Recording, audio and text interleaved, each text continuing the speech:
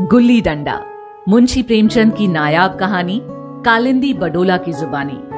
गुल्ली Danda, a classic by Munshi Premchand as an audio story narrated by Kalindi Badola. Kalindi Badola हाथ to हाथ में आपका स्वागत है। आज कालिंदी के किताब खाने से मैं निकाल कर लाई हूं धनपत राय जी की एक कहानी। वही धनपत राय जिनका जन्म बनारस के पास लम्ही गांव में 1880 में 31 जुलाई के दिन हुआ था।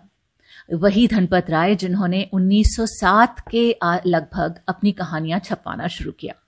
वही धनपत राय जो एक मध्यम वर्गीय परिवार में पैदा हुए, इतनी गरीबी, इतना अभाव देखा, लेकिन वो सारे के सारे जो उनके अनुभव थे वो उन्होंने अपने लेखनी में निचोड़ डाले। और शायद इसीलिए धनपत राय जी की एक एक कहानी आज भी प्रासंगिक है, आज भी रेलेवेंट है। मैं बात कर रही हूं धनपत राय जी की, जिन्होंने पहले अपना उपनाम रखा नवाब राय और उसके बाद अपने को मुंशी प्रेमचंद कहलाना शुरू किया। और अब तो पिछले 100-125 सालों से हम उनको मुंशी प्रेमचंद के ही नाम से जानते हैं, उनकी सारी कहानियों को इतना सराहते हैं। मुझे ध्यान है कि मैंने बचपन में सबसे पहले उनकी कहानी पढ़ी थी ईदगाह, और वो मेरे पूरे के पूरे जो थॉट प्रोसेस को इतना ज़्यादा उस पर असर पड़ा था उसका। और इसीलिए शायद प्रेमचंद जी की आज भी कोई भी कहानी मेरे हाथ लगती है तो उसे पढ़े बिना मैं नहीं रहती। खैर, यहाँ पर मैं जो एक कहानी पढ़ने वाली हूँ उसका नाम है गुल्ली डंडा। और यकीन मानिए, जब आप इसको सुनेंगे तो आपको भी लगेगा कि आज के डेट में भी उतनी ही रेलेवेंट है। लेकिन कहानी शुरू करने से पहले एक बात मैं ज़रूर कहूँ कि कालिंदी बडोला मेरा यूट्यूब चैनल है। प्लीज़ उसको सब्सक्राइब ज़रूर करिए और वहाँ एक बेल आइकॉन होगा, उसको प्रेस करिए ताकि आगे आपको वीडियो के नोटिफिकेशंस मिले। कालिंदी बडोला के नाम से मेरा फेसबुक पेज है और कालिंदी.बडोला मेरी इंस्टाग्राम आईडी है। तो आप जहाँ पर भी ये स्टोरी सुन रहे हैं प्लीज़ सब्सक्राइब करिए, लाइक करिए, फॉलो करिए। इसी से धीरे धीरे धीरे मेरा और आपका जो संबंध है और गहरा होता जाएगा। जितने लोग जुड़ेंगे तो उतना ही कहानी सुनने में और सुनाने में मजा आएगा, है कि नहीं?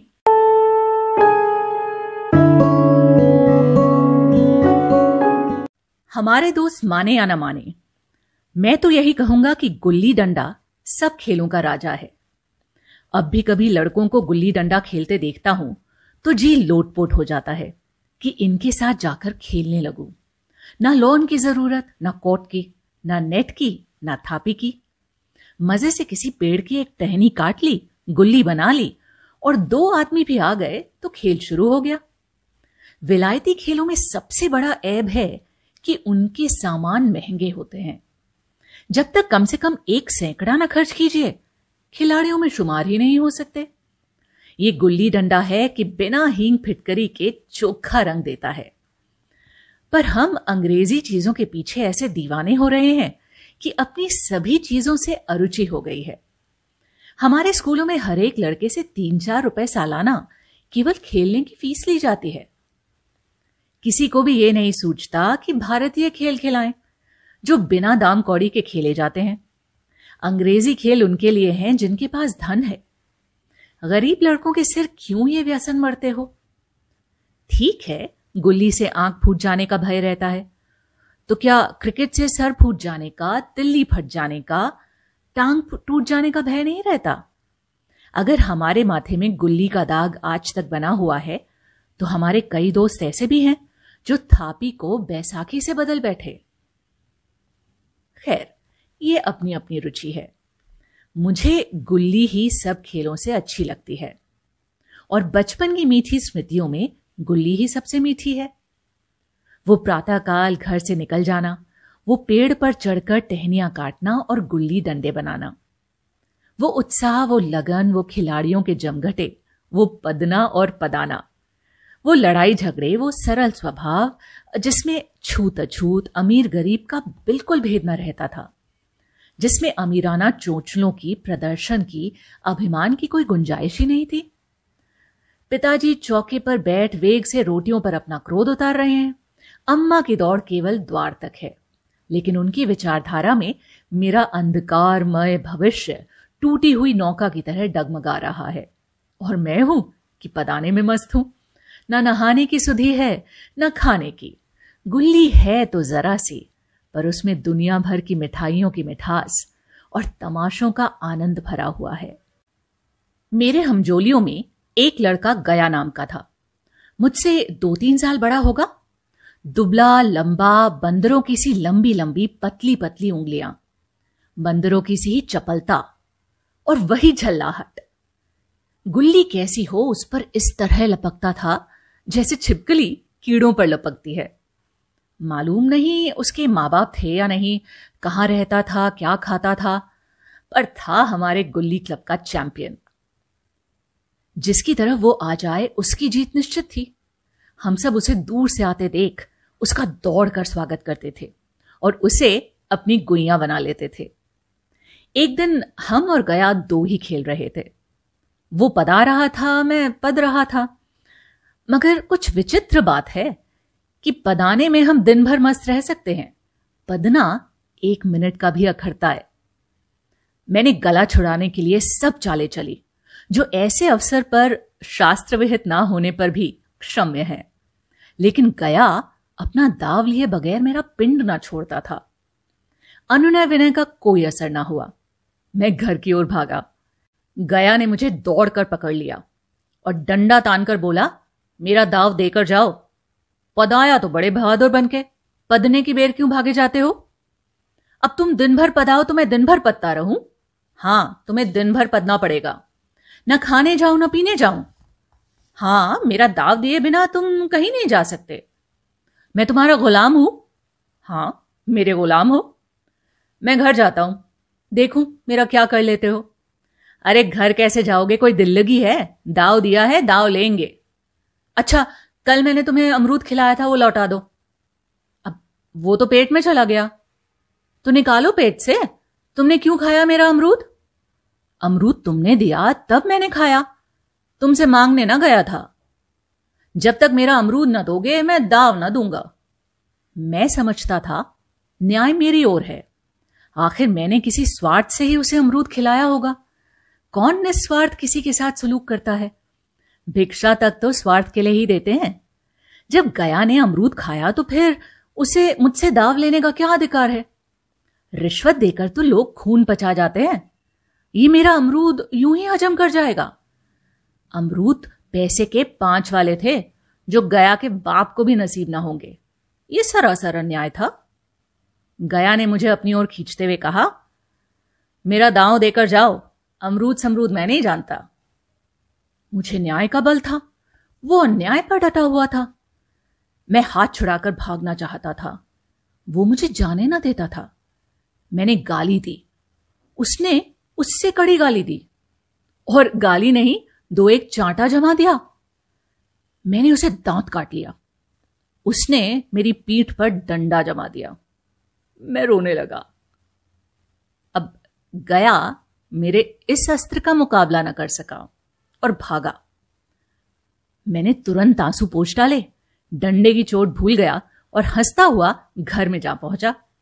मैं थानेदार का लड़का एक नीच जात के लौंडे के हाथों पिट गया।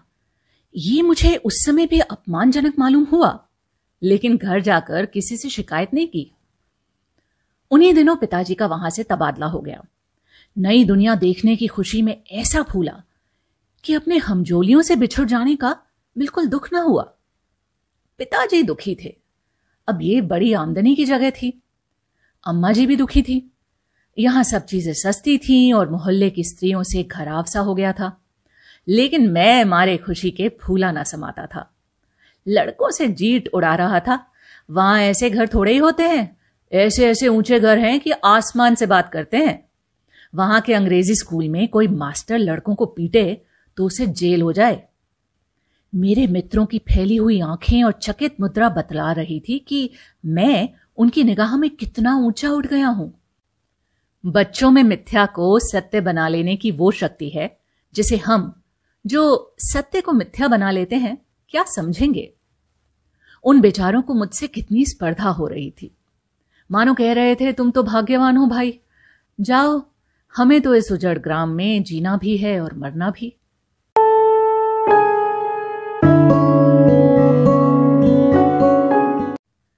बीस साल गुजर गए।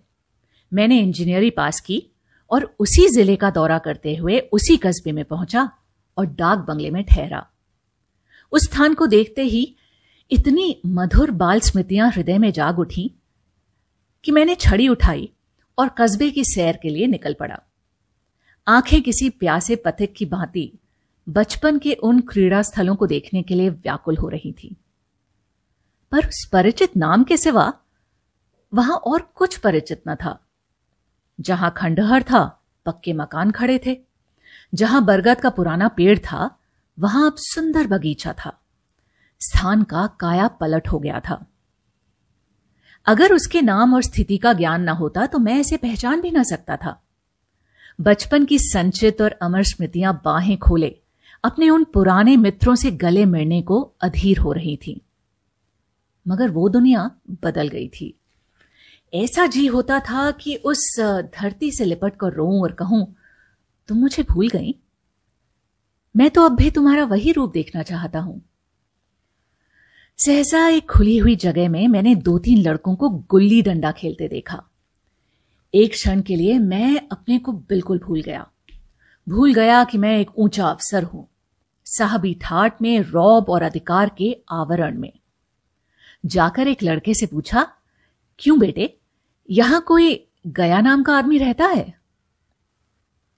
एक लड़के ने गुल्ली डंडा समेट कर सहमे हुए स्वर में कहा, कौन गया? मैंने यूं ही कहा, हाँ वही। गया नाम का कोई आदमी है तो शायद वही हो। हां है तो जरा उसे बुला सकते हो? लड़का दौड़ा हुआ गया और एक क्षण में एक 5 हाथ के काले देव को साथ लिए आता दिखाई दिया। मैं दूर से ही पहचान गया। उसकी ओर लपकना चाहता था कि उसको गले लपट जाऊं, पर कुछ सोचकर रह गया। बोला, कहो गया, मुझे पहचानते हो? गया ने झुककर सलाम किया। हां मालिक, भला पहचानूंगा क्यों नहीं। आप मजे में रहे? बहुत मजे में। तुम अपनी कहो। डिप्टी साहब का साइस हूं। मतई, मोहन, दुर्गा ये सब कहां है? कुछ खबर है? मतई तो मर गया, दुर्गा और मोहन दोनों डाकिये हो गए हैं। आप? मैं तो जिले का इंजीनियर हूं। सरकार तो पहले ही बहुत ज़हीन थे। अब कभी गुल्ली डंडा खेलते हो? गया ने मेरी ओर प्रश्न की आंखों से देखा। अब गुल्ली डंडा क्या खेलूंगा सरकार, अब तो पेट के धंधे से छुट्टी ही नहीं मिलती। आओ, आज हम तुम खेलें। तुम पदाना, हम पदेंगे। तुम्हारा एक दांव हमारे ऊपर है, वो आज ले लो। गया बड़ी मुश्किल से राजी हुआ। वो ठहरा टके का मजदूर, मैं एक बड़ा अफसर। हमारा और उसका क्या जोड़? अब बेचारा झेप रहा था, लेकिन मुझ में भी कुछ कम झेपना थी। इसलिए नहीं कि मैं गया के साथ खेलने जा रहा था, बल्कि इसलिए कि लोग इस खेल को अजूबा समझकर इसका तमाशा बना लेंगे और अच्छी खासी भीड़ लग जाएगी। इस भीड़ में वो आनंद कहां रहेगा? पर खेले बगैर तो रहा नहीं जाता था। आखिर निश्चय हुआ कि दोनों जने बस्ती से दूर जाकर एकांत में खेलें। वहां कौन सा कोई देखने वाला बैठा होगा। मजे में खेलेंगे और बचपन की उस मिठाई को खूब रस ले लेकर खाएंगे। मैं गया को लेकर डाक बंगले पर आया और मोटर में बैठकर दोनों मैदान की ओर चले। साथ में एक कुल्हाड़ी ले ली। मैं गंभीर भाव धारण किए हुए था, लेकिन गया इसे अभी तक मजाक ही समझ रहा था। अब फिर भी उसके मुख पर उत्सुकता या आनंद का कोई चिन्ह न था। शायद वो हम दोनों में जो अंतर हो गया था, वो सोचने में मग्न था। मैंने पूछा, तुम्हें कभी हमारी याद आई थी गया? सच कहना। गया झेपता हुआ बोला, मैं आपको क्या याद करता हुजूर, किस लायक हूं। भाग में आपके साथ कुछ दिल खेलना बदा था, नहीं तो मेरी क्या गिनती। मैंने कुछ उदास होकर कहा, लेकिन मुझे तो बराबर तुम्हारी याद आती थी। तुम्हारा वो डंडा जो तुमने तन कर जमाया था, याद है ना? गया ने पछताते हुए कहा, वो लड़कपन था सरकार, उसकी याद ना दिलाओ। वाह, वो मेरे बाल जीवन की सबसे रसीली याद है। तुम्हारे उस डंडे में जो रस था वो तो अब ना आदर सम्मान में पाता हूं, ना धन में। कुछ ऐसी मिठास थी उसमें कि आज तक उससे मन मीठा होता है। इतनी देर में हम बस्ती से कोई 3 मील निकल आए हैं। चारों तरफ सन्नाटा है। पश्चिम की ओर कोसों तक भीमताल फैला हुआ है, जहां आकर हम किसी समय कमल के पुष्प तोड़ ले जाते थे और उसके झुमके बनाकर कानों में डाल लेते थे। जेठ की संध्या केसर में डूबी चली आ रही है। मैं लपक कर एक पेड़ पर चढ़ गया और एक टहनी काट लाया। चटपट गुल्ली डंडा बन गया। खेल शुरू हो गया। मैंने एक गुच्ची से गुल्ली रखकर उछाली। गुल्ली गया के सामने से निकल गई। उसने हाथ लपकाया जैसे मछली पकड़ रहा हो। गुल्ली उसके पीछे जाकर गिरी। ये वही गया है जिसके हाथों में गुल्ली जैसे आप ही आप आकर बैठ जाती थी। वो दाहिने बाहिने कहीं हो, गुल्ली उसकी हथेलियों में ही पहुंचती थी, जैसे गुल्लियों पर वशीकरण डाल देता हो। नई गुल्ली, पुरानी गुल्ली, छोटी गुल्ली, बड़ी गुल्ली, नोकदार गुल्ली, सपाट गुल्ली, सभी उसे मिल जाती थी, जैसे उसके हाथों में कोई चुंबक हो जो गुल्लियों को खींच लेता हो। लेकिन आज गुल्ली को उससे प्रेम नहीं रहा। फिर तो मैंने पदाना शुरू किया। मैं तरह तरह की धांधलियां कर रहा था। अभ्यास की कसर बेईमानी से पूरी कर रहा था। हुच जाने पर भी डंडा खेले जाता था। हालांकि शास्त्र के अनुसार गया की बारी आनी चाहिए थी। गुल्ली पर जब ओछी चोट पड़ती और वो जरा दूर पर गिर पड़ती तो मैं झटपट उसे खुद उठा लेता और दोबारा टाण लगाता। गया ये सारी बेकायदियां देख रहा था, पर कुछ न बोलता था, जैसे उसे वो सब कायदे कानून भूल गए। उसका निशाना कितना अचूक था। गुल्ली उसके हाथ से निकलकर टन से डंडे में आकर लगती थी। उसके हाथ से छूटकर उसका काम था डंडे से टकरा जाना। लेकिन आज वो गुल्ली डंडे में लगती ही नहीं। कभी दाहिने जाती है, कभी बाएं, कभी आगे, कभी पीछे। आधा घंटा पदाने के बाद एक बार गुल्ली डंडे में आ लगी। मैंने धांधली की। गुल्ली डंडे में नहीं लगी, बिल्कुल पास से गई, लेकिन लगी नहीं। गया ने किसी प्रकार का असंतोष न प्रकट किया। ना लगी होगी।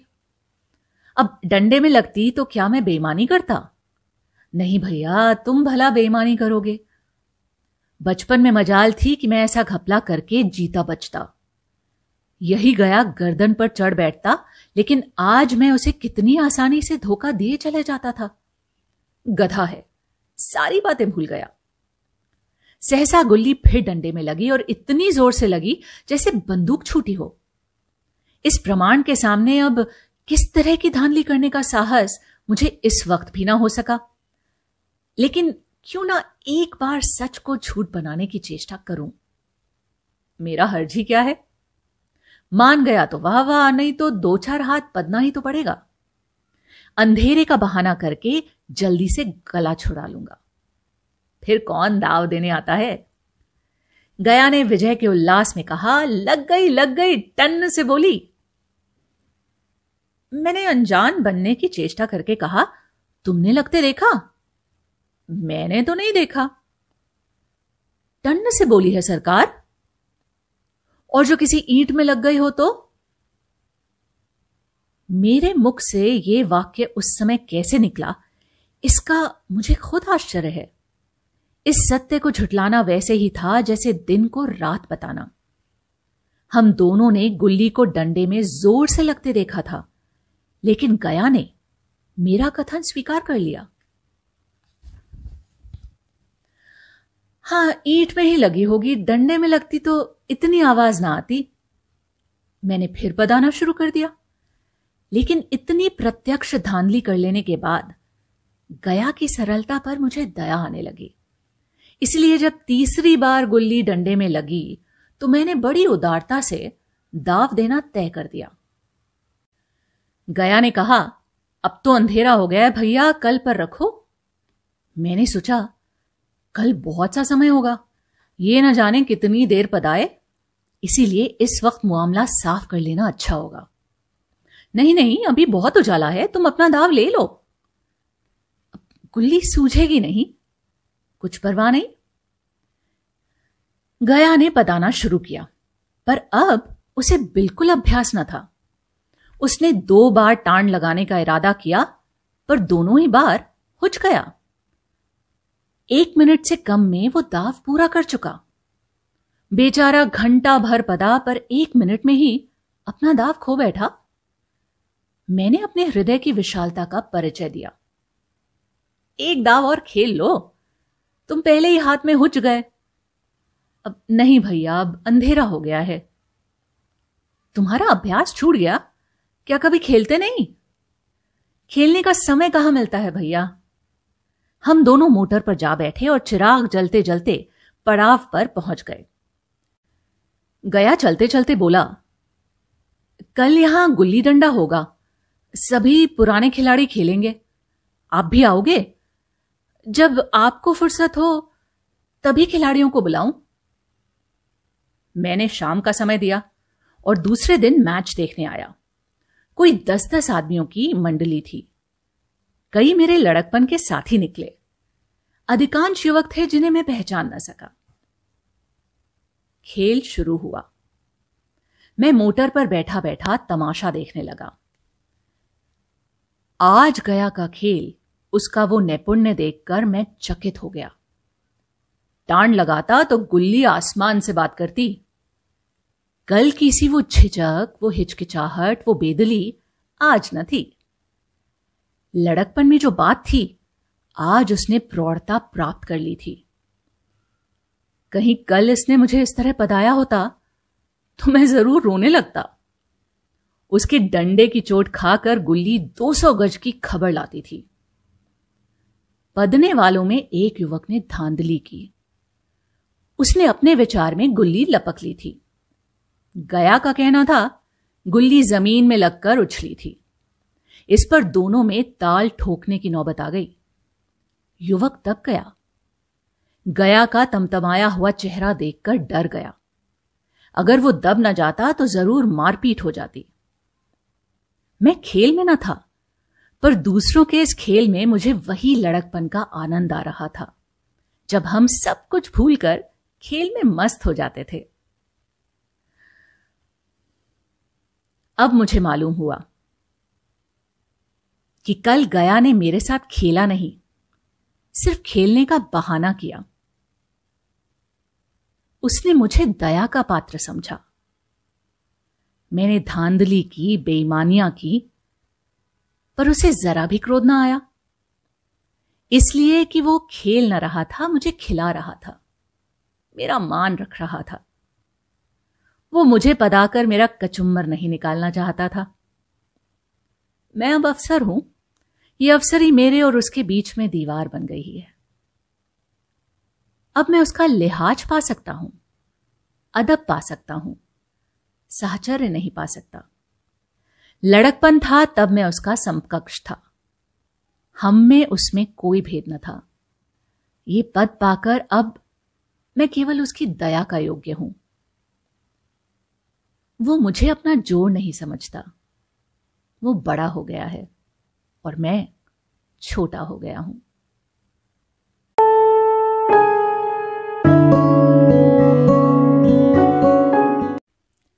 Kalindi Badola heart to heart में आज मैंने मुंशी प्रेमचंद की कहानी गुल्ली डंडा को एक्चुअली इसलिए भी चुना कि कहीं पर अगर हम इसका सार और निचोड़ चाहें तो कितना सिंपल है ना, कि अगर हम अपनी पैदाइश की वजह से, अपने सोशल स्टेटस की वजह से, अपनी सोशल स्टैंडिंग की वजह से अपने पर अभिमान करते हैं या अपनी पोजीशन पर अभिमान करते हैं, तो हमसे बड़ा बेवकूफ़ कोई नहीं है। क्योंकि सिर्फ हमारी सोशल स्टैंडिंग से तो हम बड़े नहीं हो जाते ना। हमारे जो एक्चुअली जो एक्शंस हैं वो बताते हैं कि हम छोटे हैं या बड़े। यहाँ पर हम इसी तरीके से मिलते रहेंगे, मेरी ऑडियो स्टोरीज आती रहेंगी, लेकिन ये साथ आगे तभी बढ़ पाएगा अगर आप लगातार यहाँ पर मेरा साथ देते रहें। और उसके लिए बहुत ज़रूरी है कि YouTube पर अगर आप मुझे सुन रहे हैं तो यहाँ पर सब्सक्राइब पर क्लिक ज़रूर कीजिए और बेल आइकॉन को प्रेस कीजिए ताकि आपको नोटिफिकेशंस मिल पाएंगे। और कालिंदी बडोला मेरा फेसबुक पेज है, प्लीज़ उसको भी लाइक और फॉलो करिए, और इंस्टाग्राम पर kalindi.badola। आई जस्ट होप यहाँ यूट्यूब पर और हर जगह आप अपने कमेंट्स, अपना फीडबैक ज़रूर छोड़ेंगे। वही एक तरीका है मेरे लिए जानने का कि ये ऑडियो स्टोरीज आपको कितनी पसंद आ रही हैं और इसमें किस तरीके का आपको इजाफा चाहिए, कैसे कैसे चेंजेस चाहिए, या जो है वो आपको पसंद आ रहा है। गुल्ली डंडा, मुंशी प्रेमचंद की नायाब कहानी, कालिंदी बडोला की जुबानी। गुल्ली डंडा, a classic by Munshi Premchand, as an audio story narrated by Kalindi Badola.